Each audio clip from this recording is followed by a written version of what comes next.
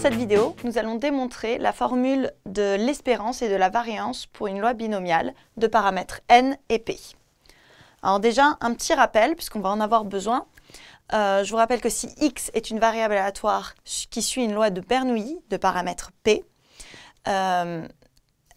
alors x est à valeur dans 0, 1. Donc une épreuve de Bernoulli, je le rappelle, c'est une épreuve qui n'a que deux issues possibles. Donc oui ou non, donc c'est pour ça qu'on modélise par 0 ou 1.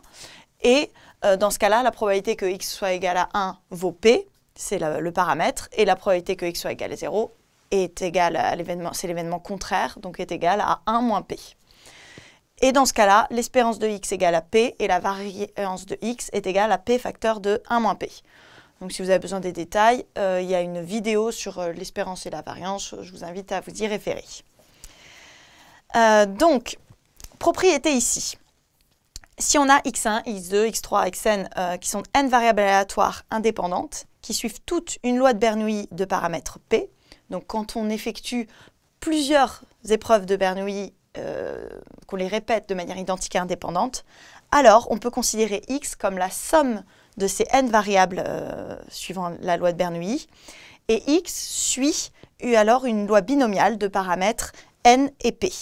N parce qu'on a effectué n épreuves, et p c'est la probabilité du succès dans l'épreuve de Bernoulli. Alors, dans ce cas, l'espérance vaut n fois p, et la variance vaut n fois p fois 1 moins p. Donc on va le redémontrer. Donc l'espérance de x est égale à l'espérance de x1 plus x2 jusqu'à xn. Et on va utiliser la linéarité de l'espérance. Donc là aussi, il y a une vidéo qui redémontre cela, la linéarité donc, de la somme de n variables et de la moyenne. Je vous invite à vous y référer si vous avez besoin de démonstration. Et donc, on utilise juste le fait qu'elle est linéaire. Et donc, e de x1 plus x2 plus xn est égal à e de x1 plus e de x2 plus e de x3, etc. jusqu'à plus de e de xn. Or, d'après le rappel, e de x1 vaut p, e de x2 vaut p, e de x3, etc. Toutes les espérances valent p. Donc si on fait p plus p plus p et qu'on le fait n fois, c'est égal à n fois p. Donc l'espérance de x est bien égale à n fois p. La démonstration pour la variance est vraiment identique.